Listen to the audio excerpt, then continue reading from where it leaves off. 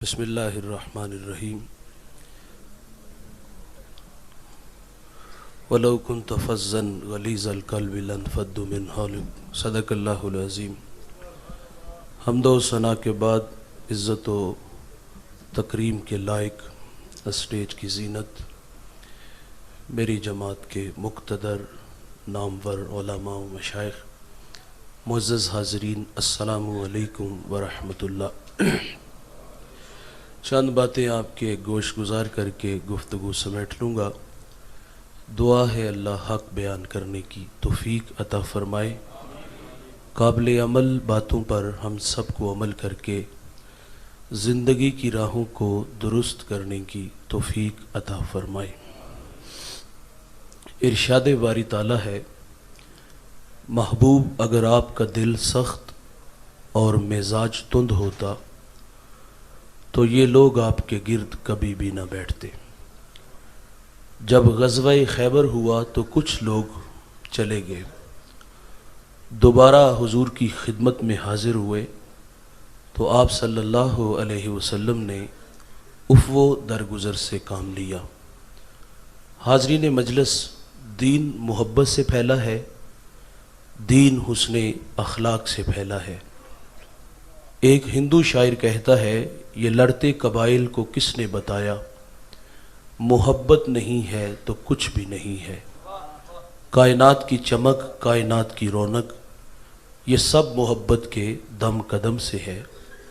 میرے کریم آقا فرماتے ہیں، تم میں اچھا وہ ہے جس کا اخلاق اچھا ہے، اور وہ اچھا نہیں ہے جس کا اخلاق اچھا نہیں ہے۔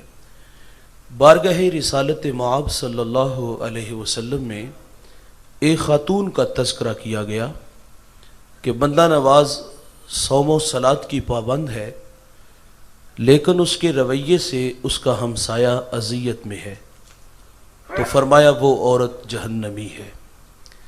میرے نبی کا فرمان ہے، گھر خریدنے سے پہلے ہمسایہ اور سفر کرنے سے پہلے ہم سفر دیکھ لیا کرو۔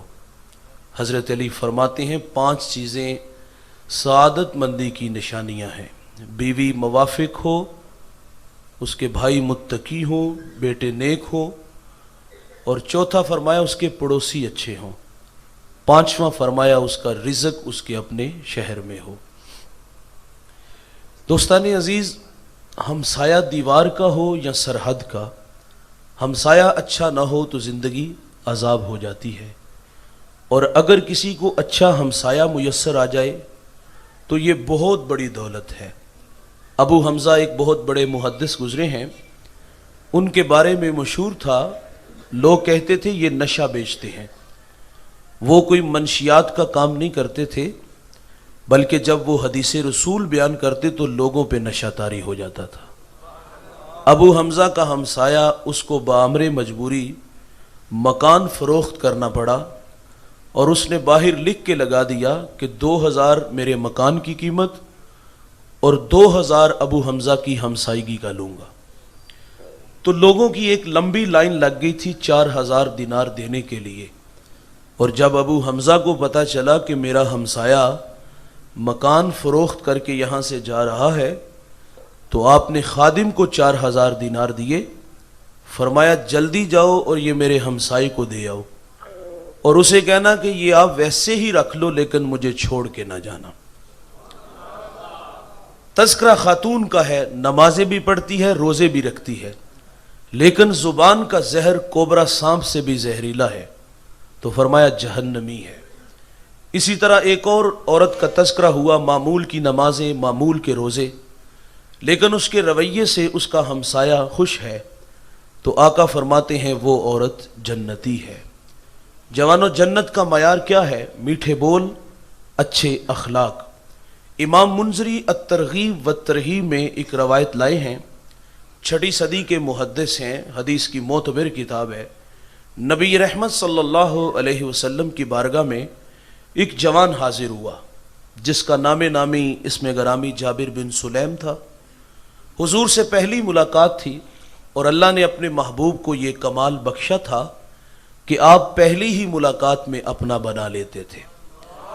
ان کے بول بہاروں جیسے، اور اصحاب ستاروں جیسے مٹھیاں مٹھیاں بولیاں مدنی ڈول دیاں کنا دے وچ رہندیاں مشری گھول دیاں میٹھی میٹھی باتیں سنی من میں اتر گئیں ایمان نصیب ہوا جانے لگے تو عرض کیا آقا میرے دامن میں کچھ حکمت کے موتی ڈال دیجئے جو شخص ابھی ابھی ایمان لایا ہے اس کو میرے کریم آقا نے پہلی نصیحت کیا فرمائی نماز پڑھا کرو روزے رکھو حج کے لیے نکلو مال کے نصاب ہو تو زکوٰۃ دو جو ابھی ابھی ایمان لایا ہے اس کو سب سے پہلی نصیحت یہ فرمائی لا تسبن احدا فرمایا جابر بن سلیم کسی کو گالی نہ دینا اس کو اخلاق سکھائے اور آپ فرماتے ہیں پھر میں نے ساری زندگی کسی جانور کو بھی گالی نہیں دی ناراض نہیں ہونا میں رویوں کی بات کرنے لگا ہوں ہمارے بچے بولنا سیکھتے ہیں تو گالیاں سیکھتے ہیں وہ بچپن میں گالی نے ہنس دیا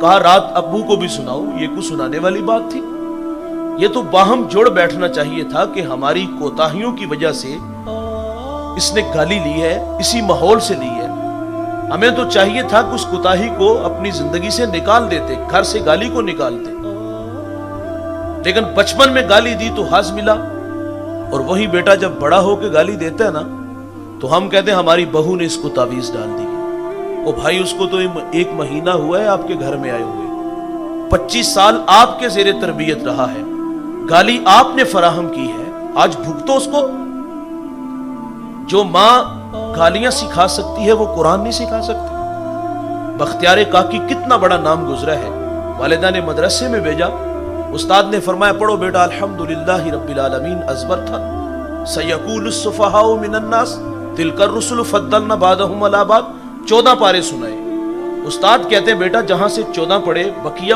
16 بھی اسی مدرسے میں اسی استاد سے پڑھ دیتے تیری منزل اچھی ہے ہجے خوب ہے تو آپ فرماتے ہیں عرض کرتے ہیں استاد جی میں نے کسی مدرسے میں کسی استاد سے جو ہے وہ زانو تلمس طے نہیں کیے تو کہا بیٹے یہ دولت پائی کہاں سے تو آپ عرض کرتے ہیں کہ میری والدہ 14 پاروں کی حافظہ تھی میں نے ماں سے سن سن کے حفظ کر لی ہے تو اگر گالی سکھاؤ گے تو گالی سیکھے گا قرآن سکھاؤ گے تو قرآن ہی سیکھے گا تو فرمایا جابر کسی کو گالی نہ دینا میرے نبی کا فرمان ہے مرغے کو گالی نہ دو کیوں فرمایا اس لیے کہ وہ تمہیں نماز کے لیے اٹھاتا ہے یہاں رک کر کے ایک جملہ عرض کروں گا فرمایا مرغے کو گالی نہ دو وہ تمہیں نماز کے لیے اٹھاتا ہے آج لوگ علماء کو گالیاں دیتے ہیں جو لوگوں کو دین سکھاتے ہیں جنہیں استنجا کرنے کا بھی پتہ نہیں نہ ہوتا جو منہ میں آتا ہے وہ کہہ دیتا ہے فرمایا پسو کو بھی گالی نہ دو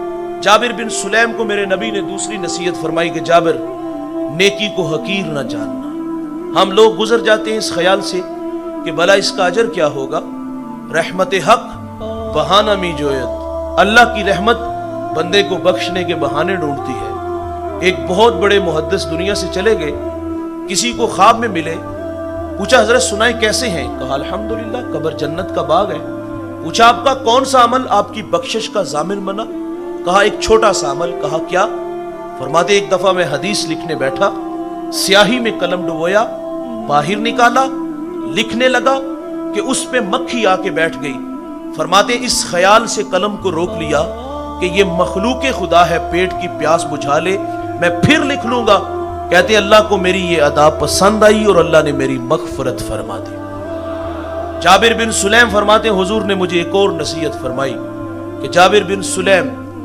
جس سے بھی ملو تو خندہ پیشانی سے ملو ہم سٹیٹس کو بہار رکھتے ہیں غریب آدمی ٹائم لینے آ جائے تو ہم ٹائم بھی نہیں دیتے مسئلہ پوچھنے آ جائے تو ہم مسئلہ بھی نہیں بتاتے میں آپ سے بھی مخاطب ہوں آپ اپنے ملازم سے اس طرح بات کیا کرو جس طرح اپنے بیٹے سے بات کرتے ہیں واصف علی واصف کہتے ہیں کہ اپنے ماتحت کے ساتھ حسن سلوک یہ ہے کہ اسے اپنا ماتحت نہ سمجھو کسان کا بیٹا ہے 15 سال عمر ہے اور کھیتوں میں کام کرنے والا آپ کے جانوروں کو چارہ ڈالنے والا 70 سالہ بوڑھا ہے اور یہ مزاج ہم اچھی طرح جانتے کہ وہ کس طرح بولتا ہے اس سے والد منہ پہ تھپڑ نہیں مارتا کہ تیرے باپ کی جگہ پہ ہے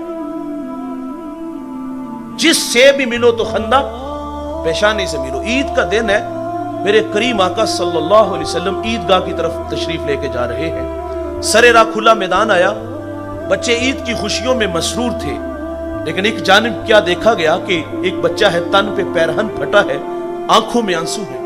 आका गुजरे और कदम रुक गए। फरमाया, बेटे आप क्यों रो रहे हो? शायद कि हुजूर को पहचान न सका। अर्ज करता है कि फला गज़वे में मेरे वालिद हुजूर के साथ थे कि शहीद हो गए, मैं यतीम हो गया, माँ बेवा हो गई, माँ ने दूसरा निकाह कर लिया, सौतेले बाप ने मेरे माल पे कब्जा किया और मुझे धक्के दे के घर से निकाल दिया। आका फरमाते, बेटे क्या तू इस बात पे राजी नहीं कि मोहम्मद तेरे बाप लगे, आयशा तेरी माँ लगे, फातिमा तेरी बहन लगे, अली तेरे चचा लगे और हसन हुसैन तेरे भाई लगे। वो बच्चा कहता, अगर ये सारे रिश्ते मेरे हैं तो मुझे और चाहिए भी क्या। हुजूर सल्लल्लाहु अलैहि वसल्लम ने उस बच्चे को लिया और घर तशरीफ लाए, उसको खाना दिया, उसको लिबास दिया, फिर उंगली थामी और ईदगाह की तरफ तशरीफ लाए। सरे राह खुला मैदान आया तो बच्चे फटी निगाहों से देख के कहते हैं, भाई अभी तो रो रहे थे। अब फख्र से कहता है, मैं भूखा था मुझे खाना मिला, मैं नंगा था मुझे लिबास मिला, मैं यतीम था मुझे अब्बू जी मोहम्मद मिले, आयशा माँ मिली, फातिमा बहन मिली, अली चचा मिले, हसन हुसैन वीर मिले। वो कहता है अब भी मैं रो, ये अखलाक है। इमाम राजी एक यतीम का तस्करा करते हैं, जब उसका वालिद दुनिया से चला गया तो माँ के तन पे जो कमीज थी वो जगह जगह से फटी हुई थी। माँ से कहता है, माँ इजाजत दो मैं चचा से कमीज ले आऊं। माँ ने कहा, बेटे तू अरब की रवायत से वाकिफ नहीं, तेरा चचा तुझे कमीज नहीं देगा, धक्के देगा। बचपने की मासूमियत के मोहब्बत में माँ से उलझ बैठा, कहता क्यों नहीं देगा, मेरे वालिद का भाई है। जब जिद बढ़ी तो माँ ने रुखसत दी। ये बच्चा चचा के दरवाजे पर आया, दस्तक दी, अंदर से चचा के बेटे बाहर आए और ये उनसे बातें करने लगा। दोस्तों इसने क्या कहा होगा कि चलो बाहर खेलने चलते हैं, या कोई कल का प्रोग्राम बनाने आया था। वो क्या किसी मुफक्किर ने कहा था कि गरीब की जवानी जंगल का फूल और सर्दियों की चांदनी यूं ही बेकार जाती है। गरीब को तो यार जवानी में बाल संवारने का भी मौका नहीं मिलता। यकीनन उसने यही कहा होगा कि तुम्हारी चच्ची के तन पे कमीज जो है वो जगह जगह से फटी हुई है और मैं सवाली बन के एक कमीज के लिए आया हूं। अभी ये बातें हो रही थी कि चच्चा भी आ गया। दोस्तों मुझे बताओ, भतीजे को देख करके बिछड़ा भाई याद आया होगा? क्या शफकत के बाजू फैले होंगे? दिल में कोई गदाज उतरा होगा? क्या आंखें नमनाक हुई? और नहीं दोस्तों, उसने अरब की रवायत को नहीं तोड़ा। उसने यतीम को धक्का दिया और कहता पलट जा, कहीं तेरी नहुसत की वजह से मेरे बच्चे यतीम न हो जाएं। आप गीना दिल टूट गया, आंखों से आंसू बह निकले। आका फरमाते जब यतीम रोता है तो अल्लाह का अर्श भी कांप उठता है। वो दुखता हुआ दिल लेके वापस पलटा। सरे राह हुजूर के गुलाम से मुलाकात हुई। कहा पुत्र तेनू किने रुलाया? वो कहता मुझे अरब की तल्ख हवाओं ने रुला दिया, यतीम हूं और चच्चा से फेंडी खा के आया हूं। कहा बेटे घबरा नहीं, इस दुनिया में वो आ गया है जो दुखियों के दुख बांटता है, जो बेसहारों को सहारा देता है। वो नबियों में रहमत लकब पाने वाला, मुरादे गरीबों की भर लाने वाला, वो अपने पराओं का गम खाने वाला, मुसीबत में गैरों के काम आने वाला। कहा मेरे नबी हरम में तशरीफ फरमा है, जाओ बेटा जो मांगोगे वो अता करेंगे। ये बेटा घर आया, उतरा हुआ चेहरा देखा। माँ ने कहा तुझे मना किया था। कहा माँ वाकई अरब का माशरा बड़ा बेरहम है, लेकिन माँ मैंने सुना है कि एक शख्स ऐसा है जो साइल को झिड़कता नहीं, जो मांगो अता करता है। माँ ने कहा बेटे वो कौन है? कहा जमाना उसको मोहम्मद सल्लल्लाहु अलैहि वसल्लम के नाम से जानता है। माँ चौंक सी जाती है, कहती है नहीं जाने दूंगी। कहा क्यों नहीं जाने दोगी माँ? कहा सुना है जो उससे मिलता है वो अपनी बातें भूल जाता है, उसके दीन धर्म को कबूल करता है। उसने कहा माँ मैंने कमीज लेनी है, दे देंगे ठीक, नहीं देंगे तो मैं लौट आऊंगा। ये बच्चा हुजूर की खिदमत में हाजिर हुआ। साइल आपके दरवाजों पर भी आते हैं, साइल हमारे दरवाजों पर भी आते हैं, और यार मांगने के कुछ आदाब होते हैं। हमें क्या कुछ नहीं कहते, सेठ साहिब, शेख साहिब, मौलाना साहिब, बच्चों को दुआएं, कारोबार के लिए दुआएं, फिर मुट्ठी आटा या 2 आने मिलते हैं। इस बच्चे पे यार कुछ तकाजे बनते थे। पहले यतीमी का दाग दिखाता, फिर अपनों के रवैये बताता, फिर सरेरा मिलने वाले हुजूर के गुलाम की कहानी छेड़ता कि मैंने आपके बारे में सुना है कि आप बड़े रहीम हो, آپ بڑے کریم ہو, جو مانگو عطا کرتے ہو. اور عرض کرتا کہ میں ایک قمیض لینے آیا ہوں, میری ماں کے تن پہ قمیض ہے, وہ مجھے دے دو. اتنا تو اس کا حق بنتا تھا, لیکن اس بچے نے کوئی ایسی بات نہیں کی, بلکہ کیا کہتا ہے, جناب والا میں نے آپ دین کو قبول نہیں کرنا, میں آپ سے ایک قمیض لینے آیا ہوں, میری ماں کے تن پہ قمیض جگہ جگہ سے پھٹی ہوئی ہے. آقا ناراض نہیں ہوتے, قمیض کے بٹن کھولتے ہیں, اتارتے ہیں اور اس یتیم کو عطا فرما دیتے ہیں. اور پھر یوں بازو پھیلا کے فرمایا, آجو بیٹے میں محمد کے سینے سے لگ جاؤ, جس سے بھی ملو تو خندہ پیشانی سے ملو. مدینے کی وہ بڑھیاں نہیں بھولتی جس کا توازن عقلی درست نہیں تھا. حضور مسجد نبوی میں کھڑے ہیں, ہاتھ کے اشارے سے کہتی ذرا ادھر تشریف لائے اور میری بات سنیں. اس نے حضور کو دھوپ میں کھڑا کر لیا. عرب کی جھلسا دینے والی گرمی اور اس کی بے تکی باتیں جو من میں آیا وہ سناتی رہی, حضور سنتے رہے. میرے کریم آقا نے ساری باتیں جب سن لی تو حضرت عمر کہتے ہیں مجھ سے نہ رہا گیا. جب وہ چلی گئی تو میں نے حضور سے عرض کیا, آقا آپ کا وقت بڑا قیمتی ہے, نازک بدن ہے, اور عرب کی جلسا دینے والی گرمی اور اس کی بے تکی باتیں. میرے نبی فرماتے ہیں, عمر پورے مدینے میں اس اماں کی کوئی بھی نہیں سنتا, میں محمد بھی نہ سنوں. آواز دی کہ ماں جی جب غم زیادہ ہو جائیں, جہاں جی چاہے کھڑے کر کے میں محمد کو اپنے دکھڑے سنا لیا کر, جس سے بھی ملو تو خندہ پیشانی سے ملو. جابر بن سلیم کہتے ہیں حضور نے مجھے ایک اور نصیحت فرمائی کہ جابر بن سلیم کسی کو شرمندہ نہ کرنا. ہم قدم قدم پہ کرتے ہیں, یار ایک بندہ گناہ چھوڑ کے مسجد میں آ جائے نا تو انتہائی معذرت سے کہوں گا اور جان کی امان بھی چاہوں گا, وہ مسجد میں آئے نا گناہ گار, گناہ چھوڑ کے مسجد میں آئے, تو ہمارے نمازی لوگوں کے رویے یہ ہے, ہم کہتے کہ لو سو چوہے کھا کے بلی حج نو چلی, اور تینوں مسجد آ کی نے وہایا. چور چوری چھوڑ دیتا ہے, ہیرا پھیری نہیں چھوڑتا, جوتے چرانے آئے ہو. وہ اللہ کے بندو, ہمیں تو خوش ہونا چاہیے تھا کہ مسجد کی آبادی کا سبب بنا ہے, اس کی پیشانی میں سجدوں کا نور آیا ہے, اس کی آنکھوں پر حیا کے پہرے آئے ہیں, اس کے کانوں میں قرآن کے نغمے آئے ہیں, اس کے لبوں پر سونے محمد کے ترانے آئے ہیں. ہمیں تو خوش ہونا چاہیے تھا, لیکن ہم ذلیل کرتے. اور مسجدوں کی جو حالتیں وہ آپ لوگوں کے سامنے ہیں. کنال میں مسجد ہوتی ہے, دو نمازی نہیں ملتے. اقبال جب اندلس گئے, کرتبہ مسجد جس کے 1400 ستون ہے, اسے اجڑا دیکھا تو اقبال وہاں پھونٹ پھونٹ کے رویا تھا کہ رو رہی ہے آج ایک ٹوٹی ہوئی مینا اسے, کل تلک جس ساکی کے گردش میں پیمانے رہے, خیر تو ساکی سہی مگر پلائے گا کسے, اب نہ میں کش باقی رہے نہ میں خانے رہے. اقبال کہتا ہے واعظ قوم کی وہ پختہ خیالی نہ رہی, پر کے طبعی نہ رہی, شعلہ میں کالی نہ رہی, رہ گئی رسم آزاں روح بلالی نہ رہی, فلسفہ رہ گیا تلقین غزالی نہ رہی, مسجد مرثیہ خواہ ہے کہ نمازی نہ رہے, یعنی صاحب اوصاف وہ حجازی نہ رہے. وہ اللہ کے گھر تو ویران ہے تو ہم اس کو ذلیل کر رہے ہیں, ہمیں تو خوش ہونا چاہیے تھا. فرمایا کسی کو شرمندہ نہ کرو. اللہ کی عادت ہے جوانوں, اگر کوئی بندہ ہاتھ جوڑ کے کہے نا یا اللہ آج کے بعد گناہ نہیں کروں گا, یہ اللہ کا وعدہ ہے کہ میں اس کے گناہ کو لوح محفوظ سے مٹا دوں گا. ہم تو مائل بکرم ہے کوئی سائل ہی نہیں, راہ دکھلائیں کسے کوئی رہ روے منزل ہی نہیں. جو گناہ چھوڑتے ہیں عادت باری تعالیٰ ہے, گناہوں پر کرم کا قلم پھیر دیتا ہے. ایک شخص نے 20 سال اللہ کی عبادت کی اور پھر 20 سال اس کی چوکھٹ سے دور چلا گیا. 40 سال عمر ہوئی, آئینے کے سامنے کھڑا ہوا, داڑھی میں سفید بال نظر آئے تو رونے لگا.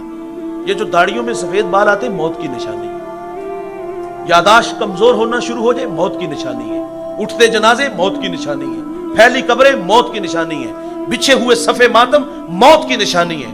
حضرت عمر کی داڑھی میں سفید بال آیا تھا نا, ملازم رکھا تھا کہ تو نے آگے موت یاد کروانی ہے. جب ایک بال سفید آیا تو کہا اب نہیں آنا. کہا کیوں؟ کہا یہی چین نہیں لینے دیتا. اس نے اپنی داڑھی میں سفید بال دیکھے تو رونے لگا کہ کہاں بھٹکا رہا, کہاں الجھا رہا. اور جی میں کہتا ہے اللہ اگر میں لوٹ آؤں تو میرے ساتھ کیا سلوک کرے گا. ہاتف سے آواز آئی, تو نے 20 سال میری فرما برداری کی, میں نے تیری عبادت کو قبول کیا. پھر 20 سال میری دہلیز سے دور چلا گیا, میرے حکموں کو توڑا, مجھے ناراض کیا, میں نے تیرا انتظار کیا, تجھے مہلت دی. آج 40 سال بعد تو میرے پاس آیا ہے. آواز آتی ہے تیرا رب بڑا رحیم ہے, تیرا رب بڑا کریم ہے, میں نے تیرے ماضی کے سارے گناہ معاف فرما دیے. اس کی عادت ہے معاف کرنا. سری سکتی فرماتے ہیں میں جو ہے وہ سفر میں تھا تو سر راہ میں نے ایک شرابی دیکھا, گندی نالی میں اس کا منہ ہے اور زبان سے اللہ اللہ کہہ رہا تھا. فرماتے مجھے رحم آیا, میں نے اسے وہاں سے اٹھایا اور اس کا منہ دھویا اور اتنا کہہ کے گزر گیا, وہ بندے خدا ناپاک منہ سے اس پاک ذات کا نام لے رہے ہو. جب ہوش آیا تو لوگوں نے کہا آج سری سکتی تیرے پہ مہربان تھے. بس یہ بات من میں اتر گئی. سری سکتی فرماتے میں مسجد میں گیا نماز تہجد کے وقت, تو کیا میری آنکھوں نے دیکھا جو کل شراب کے نشے میں تھا آج وہ مجھ سے پہلے مصلی میں کھڑا ہے. کہتے ہیں میں بڑا حیران ہوا, مالک یہ تو بہت بڑا شرابی تھا. عاطف سے آواز آئی سری سکتی تو نے ہماری خاطر اس کا منہ دھویا, ہم نے تیری خاطر اس کا دل دھو دیا. علامہ سعدی لکھتے ہیں شارح مسلم مفسر قرآن, ایک بوڑھا ہر سال حج کے لیے جاتا تھا. ایک دفعہ کسی نوجوان کو ساتھ جانے کا اتفاق ہوا. اللہ کے گھر میں پہنچے, بوڑھے نے لبیک کہا. عاطف سے آواز آئی لا لبیک, کہ بوڑھے تیرا کوئی حج نہیں. عبداللہ ابن مبارک حج کے لیے گئے, طواف کعبہ کر رہے تھے تو لبیک کہا تو وہیں گر گئے. ہوش آیا تو لوگوں نے کہا حضرت بے ہوش ہو گئے, خیریت؟ تو فرمایا مجھے ڈر لگا کہ کہیں لا لبیک کی آواز نہ آ جائے. ہم حج عمرہ کے لیے جاتے ہیں, ہماری یہ کیفیت ہوتی ہے, ہم تو سیلفی لیتے ہیں اور فیس بک پہ پھینکتے ہیں. کیا ہماری یہ اتنے بڑے بڑے لوگوں کی کیفیات ہیں کہ وہ اللہ کے گھر میں جا کے ڈرتے کہیں لا لبیک کی آواز نہ آ جائے. ہم جس طرح گناہوں کا بوجھ یہاں سے لے کر کے سات سمندر پار جاتے ہیں نا, اسی طرح واپس آتے ہیں. ہم ساتھ صرف کھجورے لاتے ہیں یا آب زمزم لاتے ہیں یا بچوں کے لیے کھلونے لاتے ہیں. ہمارے پاس اور کچھ نہیں ہوتا یار. تو بات اس اللہ کے بندے کی ہے جس کو یہ آواز آئی لا لبیک, کہ بوڑھے تیرا کوئی حج نہیں. جو سال نوجوان تھا وہ چونک سا گیا. اس نے کہا بابا جی آواز نہیں سنی؟ کہا بیٹے یہ آواز میں 70 سال سے سن رہا ہوں. وہ جوان کہتا پھر بھی آتے ہو؟ اب کلیجہ پھٹنے لگا. رو کے کہا بیٹے بتا اس در کے علاوہ کوئی در ہے جہاں جا کے میں دامن پھیلاؤں؟ بس اتنا کہنا تھا کہ رحمت خدا بندی جوش میں آئی. عاطف سے آواز آتی ہے جا بوڑھے, ہم نے تیرے 70 کے 70 حج قبول فرما لیے. اور یار اس کی عادت ہے معاف کرنے کی. بنی اسرائیل میں ایک جوان تھا جس کا نام کفل ہے. میں زیادہ وقت نہیں لوں گا انشاءاللہ, مجھے اس بات کا پورا احساس ہے, لیکن میرے میزبان میرے بڑے محبوب دوست ہیں, یہ ان کی دل جوئی کے لیے میں تھوڑی سی بات کو آگے بڑھا رہا ہوں. جلد انشاءاللہ اس کو میں سمیٹ لوں گا. بنی اسرائیل کا وہ جوان جس کا نام کفل ہے, اور کفل کسی شریف آدمی کا نام نہیں, بہت بڑا بدماش تھا. اور اس کی بدماشی کیا ہے, وہ غریبوں کی بیٹیوں کو لوٹتا تھا. ایک دفعہ اس نے 60 دینار میں کسی مجبور بیٹی کو خریدا. خلوت میں اس کے پاس گیا, دیکھا تو وہ رو رہی تھی. کیول سمجھتا تھا میرے پہلو میں آنے والی ہر بیٹی بے غیرت ہوتی ہے, لیکن یہاں برستے آنسو دیکھے تو قدم رک گئے. سوال کیا کہ کیوں رو رہی ہو؟ اس نے کہا کفل میں شوق سے نہیں آئی, مجھے غربت لے آئی ہے, مجھے بھوک لے آئی ہے. یہاں رک کر کے ایک جملہ عرض کروں گا, جب مالدار لوگ, جب سرمایہ دار لوگ, جب وڈیرے لوگ غریبوں کا حق نہیں نہ دیتے تو پھر غریبوں کی بیٹیاں نیلام ہو جاتی ہیں. یہ ڈائمنڈ منڈیاں, یہ بازار حسن, یہ کوٹھے اس وقت بنتے ہیں جب ہم ان کا حق نہیں دیتے. آج بڑے فخر سے ہم لوگوں کو بتاتے ہیں کہ بہت بڑے جگیردار ہیں, ہم بہت بڑے زمیندار ہیں, ہماری تجوریاں خزانوں سے بھری ہوئی ہیں اور ہم نے ان کے منہ بھی کھولے ہیں, پیسہ پانی کی طرح بہاتے ہیں. معاشرے میں ہم دریا دل مشہور ہیں, لیکن دولت کہاں لٹاتے؟ جہاں نفس کو حظ ملتا ہے. میرا تعلق ایک دیہات سے ہے, آپ بھی دیہاتی ہو. ہمارے دیہاتوں میں میلے ٹھیلے کا ماحول ہوتا ہے. کتوں کی لڑائی آئی تو 50,000 وہاں دیا, کبڈی میچ آیا, کرکٹ میچ آیا تو 1 لاکھ کا انعام وہاں دیا. اور جہاں نفس کو حظ ملا ہم نے دولت کا منہ وہاں کھولا. جہاں دولت لٹانے سے اللہ راضی ہوتا ہے, اس کی رحمتیں برستی ہیں, وہاں غفلت کی پٹی. وہ کیا کسی شاعر نے کہا تھا کہ دیکھا ہے میں نے شہر میں کوڑے کے ڈھیر پر 2 بچے لڑ رہے تھے فقط ایک بیر پر. فصلوں کو کاٹتے کچھ ٹوٹی چوڑیاں, کچھ بک گئی ہیں دوستوں گندم کے سیر پر. گندم امیر شہر کی ہوتی رہی خراب, بیٹی مگر غریب کی فاقوں سے مر گئی. اور محسن نقوی کہتا ہے محسن یہ غریب لوگ بھی تنکوں کا ڈھیر ہوا کرتے ہیں, کبھی پانی میں بہ گئے تو کبھی ملبے میں دب گئے. اور آپ دولت مند ہو تو ہجڑوں پہ لٹا رہے ہو, آپ دولت مند ہو تو کتوں کی لڑائی پہ لٹا رہے ہو, آپ کبڈی میچ پہ لٹا رہے ہو. ہمیں معاشرے میں پھیلے ہوئے دکھ کیوں نہیں نظر آتے؟ ہماری دیوار کے متصل بیوہ کا گھر ہے اور اس میں بیوہ کے یتیم بچے روزانہ بھوک اور پیاس کی وجہ سے ماں سے رو کے مطالبہ کرتے ہیں, وہ چیختے ہیں, لیکن آپ کی دولت کا قد اتنا اونچا ہے کہ ان کی آواز آپ کے کانوں تک نہ پہنچی. ہمیں معاشرے میں یہ پھیلے ہوئے دکھ کیوں نہیں نظر آتے بھائی؟ یہ ہمارے گجرانوالہ دلہ چوک کی کہانی ہے. ایک بوڑھا دن دہاڑے آٹے کا تھیلا اٹھا کے دوڑ لگاتا ہے. نحیف تھا, 2 قدم چلا, لوگوں نے پکڑا اور خوب زد و کوب کیا. بعد میں سوال کیا, وہ بوڑھے تو نے جرت کیوں کی؟ تو اس بوڑھے کی آنکھوں میں آنسو تھے. وہ کہتا ہے 1 ہفتہ ہو گئے مزدوری کے لیے اس چوک میں آتا ہوں اور لوگ مجھے بوڑھا سمجھ کے چھوڑ کے چلے جاتے ہیں. روزانہ خالی ہاتھ ڈبہ لے کے جب گھر جاتا ہوں نا تو قدم بوجھل ہوتے ہیں. بچے سوالیہ نظروں سے دیکھتے ہیں, میں ان کا سامنا نہیں کر سکا. آج وعدہ کر کے آیا تھا کہ مزدوری ملے گی تو تمہارے لیے آٹا لاؤں گا, لیکن آج بھی چھوڑ کے چلے گئے. اچھا وہ بوڑھا ویسے بھوک کی وجہ سے مر جاتا نا تو محلے میں بڑے سخی نظر آنے تھے. کسی نے چٹا لباس لے آنا تھا, وہ بھائی جب تیرے سامنے وہ پیوند لگے کپڑے پہنتا تھا اس وقت تو نے اس کو سفید لباس کیوں نہ دیا؟ آج تو نیا کپڑا لے کے آ گیا. اور محلے سے بڑے سخی نکلتے ہیں. بچوں کو کہنا پریشان نہیں ہونا, کل 10واں چلیسے کی روٹی ہماری طرف سے. روزانہ کسی نہ کسی گھر سے کھانا آ جاتا ہے, اور جب بھوکے تھے اس وقت تو کھانا کھلایا نا. آج مر گئے تو کھانا لے آئے, آج مر گئے تو دیگے چڑھائی. زندوں کی قدر کرنا جانو, زندوں کو عزت دینا جانو.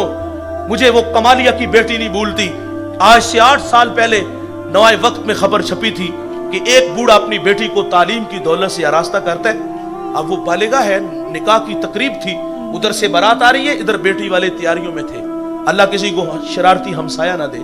ہمسائیگی میں سے کسی نے کال کی کہ جس کے گھر میں آ رہے ہو نا وہ اپنی بیٹی کو چند جوڑوں کے سوا کچھ بھی نہیں دے سکتا. بارات وہیں سے واپس چلی گئی. بتاؤ اس بیٹی کے دل پہ جو کچوکے اور زخم لگے تھے اس کا مداوع کس نے کرنا تھا؟ چاندی اتر آئی بیٹیوں کے بالوں میں, مفلس کو پھر امید ہے کہ بارات آئے گی. کتاب زیست کا ایک اور باب بیت گیا, جہیز بن نہ سکا اور شباب بیت گیا.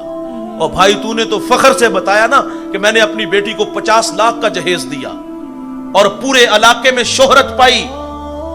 اپنے ویڑے میں جو ہے وہ سارا جہیز کا سامان پھیلایا اور پھر وہ خاتون پورے محلے میں پوری بستی میں اعلان کر کے آتی ہے کہ آگے جہیز دیکھو چودھری صاحب کا, جو ہے وہ بڑے آدمی کا.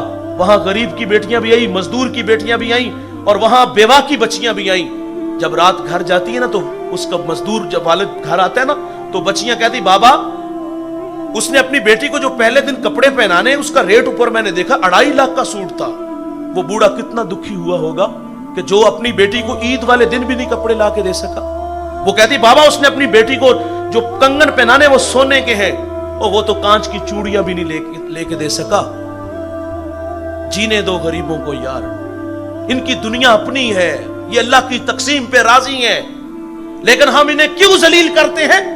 میرے معاشرے میں 3 طرح کے طبقے ہیں جنہوں نے ہمارا جینا حرام کیا ہے. ایک وہ ہیں جو نمائش کرتے ہیں, یہ بیٹی والے بھی ہیں بیٹے والے بھی ہیں.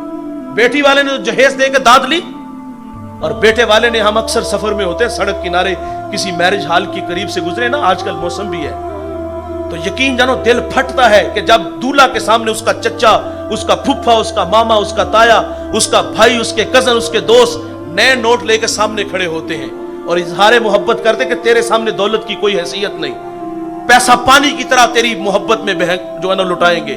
اور جب وہ نئے نوٹ فضا میں اڑتے ہیں اور غریبوں کے بچے ان پیسوں کو لوٹنے کے لیے, انہیں حاصل کرنے کے لیے جب ان پہ جھپٹتے ہیں, ہم نے یہ منظر دیکھے کئی گاڑیوں کے نیچے کچلے جاتے ہیں. اور اگر وہ براتیوں کے قریب گزرے, کلف لگے کپڑے پہنے ہوتے ہیں, جو قریب گزرے تو اگر وہ پیسے حاصل کرنے کے لیے آگے بڑھے نا تو انہیں تھپڑ بھی پڑتے ہیں, ٹھڈے بھی پڑتے ہیں, گالیاں بھی پڑتی ہیں. اور کاش کے مزاج بدل جاتا والد کا, بھائی کا, پھپھا کا, چاچے کا, مامے کا, بھائی کا, دوست کا. اور آپ نے 50,000 پھینکنا ہے, آپ نے ₹1,00,000 دوست کی شادی پہ اڑانا ہے, کاش کے وہ سارے اکٹھے کر لیتے, اپنی بستی کے بیوہ کے یتیم بچے دیکھ لیتے, غربا مساکین میں لٹاتے. یار بھی راضی ہوتا, یار کا رب بھی راضی ہوتا. اور دوسرے وہ لوگ ہیں جنہوں نے ڈیمانڈ کی. ڈیمانڈ کہاں سے آئی؟ نمائش والوں سے. غریب امیر نے تو سب کچھ دے دیا اپنے داماد کو, اس نے گاڑی مانگی تو گاڑی دی, उसने बंगला मांगा तो बंगला दिया, उसने प्लाट मांगा तो प्लाट दिया, उसने महाना भी लगाया। बताओ, जो 500 की दिहाड़ी लगाता है वो मजदूर बाप अपनी बेटी को कहां से गाड़ी ला के दे, कहां से प्लाट ला के दे। और तीसरे किस्म के लोग हैं बहरूपिये, जो अच्छा बनने की अच्छी एक्टिंग करते हैं। नहीं जी, हमें कुछ भी नहीं चाहिए, लेकिन ये लोग भी जीने नहीं देते। वो तो इत्मीनाद करते हैं ना, ये लोग भले महसूस हो रहे हैं, मुखलिस हैं, लेकिन 1 महीने बाद अगर बहू से चीनी का कप टूट जाए ना, तो सास कहती है अगर घर से लाई होती तो तुझे कदर होती। मुझे एक बेटी ने कहा कि मेरी शादी हुई तो पहले ये सारी बातें हुई थी, बाद में मेरी सास कहते मेरे गिलास में मुझे पानी दो, मेरी प्लेट में मुझे खाना दो। और शादी बर्तनों से की है, शादी लकड़ियों से की है। और चौथे किस्म के लोग हैं जो कहते हैं जिसने बेटी दे दी पीछे रह क्या गया, जिसने घर की रौनक दे दी, जिगर का टुकड़ा दे दिया, पीछे रह क्या गया, वो 1% है। बात किफल की है। आपने 50 लाख लगा के दाद ले ली, लेकिन उस बेटी की तो बारात वापस चली गई थी, उसका बूढ़ा बाप तो जहेज ना दे सका। किफल के पहलू में जो बेटी आई थी वो मजबूर थी, वो जिस्म फरोश नहीं थी, वो बाजारी नहीं थी, वो शरीफ बाप की गरीब बेटी थी। जब उसके पहलू में थी तो उसने कहा कि क्यों रो रही हो? उसने कहा किफल शौक से नहीं आई, मुझे भूख तेरे तक ले आई है, मुझे गुर्बत तेरे तक ले आई है। ये एक जुमला किफल की हदायत का सबब बना। दिल के आईने पे चोट लगी, किफल रोने लगा, हाथ जोड़ के कहता है बहन माफ कर दे, तू जिस इज्जत से आई है उसी इज्जत से वापस घर चली जा, और मेरे लिए दुआ करके, मैं बड़ा ही कुत्ता इंसान हूं, अल्लाह मुझे माफ कर दे। वो बेटी घर चली गई, उधर तकदीर का कलम चल गया। उसी रात किफल को मौत आ गई। सुबह हुई तो जमाने ने किफल की दीवार पे ये लिखा हुआ पड़ा था कि अल्लाह ने किफल को माफ कर दिया है। ये आदत है अल्लाह की भाई, आप भी आदत डालो। हम क्यों बेना उसको ताने देते हैं, हम क्यों उसको जलील करते हैं? हातम असम एक बुजुर्ग गुजरे हैं, असम बहरे को कहते हैं। वो बहरे थे नहीं, लेकिन इस नाम से उन्होंने शोहरत पाई है। सबब क्या था कि मजलिस में एक बुढ़िया आके बैठी और उसकी हवा खारिज हो गई, और जी ही जी में शर्मसार भी हुई कि मेरे बारे में ये क्या राय रखेंगे। खैर जब उसकी बारी आई तो फरमाया माँ जी कैसे आए हो? कहा हजरत मेरा ये मसला है। आप कान पे हाथ रखते हैं, थोड़ा सा ऊंचा बोले। कहती है कि हजरत मेरा ये मसला है। आप फिर कान पे हाथ रखते, कहा थोड़ा सा और ऊंचा बोलो। वो बुढ़िया जी ही जी में खुश हो गई कि ये तो कानों से बह रही है। आपने उसे मजलिस में रुसवा होने नहीं दिया। दोस्तों, मजलिस में नहीं रुसवा होने दिया, बल्कि वो बुढ़िया जितनी देर जिंदा रही, आप आर्जी तौर पर कानों से बहरे रहे, फकत इसलिए कि इस मां को जब भी ये पता चलेगा कि मैंने इसकी दिलजोई के लिए ऐसा किया था तो ये फिर शर्मिंदा हो। और हमारा हाल क्या है, जब बारिश बरसे ना कीचड़ जमा हो जाता है, बड़े भी एहतियात से गुजरो तो बाज़ का पांव फिसल जाता है। कभी ये मंजर आपने देखा हो कि जब कोई गिरता है ना तो पहले वो दाएं बाएं देखता है। क्यों देखता है? कि मुझे किसी ने देखा तो नहीं। बाद में मुलाहजा करता है चोट सर पे लगी है, पांव टूटा है, और जो देख रहे होते वो आगे बढ़ के गिरते को थामते तो नहीं, वो जलील करते हैं। हम शर्मिंदा करते यार। हुजूर के पीछे नमाज सवा पढ़ने लगे हैं, बिल्कुल नमाज का टाइम है। एक सहाबी की हवा खारिज हो गई। अब वो उठ के वजू बनाने के लिए वजू खाने जाने लगे। फौरन हजरत अब्दुल्ला इब्ने अब्बास उठ के खड़े हो गए। अर्ज किया कि हुजूर अगर इजाजत हो तो हम सब जाके वजू बनाएं। अब क्या खबर कि किसकी हवा खारिज है, हम तो जलील करके रख देते हैं यार। फरमाया किसी को शर्मिंदा ना करना, शर्मिंदा करना भी अखलाक से गिरी हुई बात है। कायनात के मोतबर इज्जत के लायक वो हैं जिनके पास अच्छे रवैये हैं। अल्लाह ताला से दुआ करें कि अल्लाह हमें अच्छे अखलाक अता फरमाए।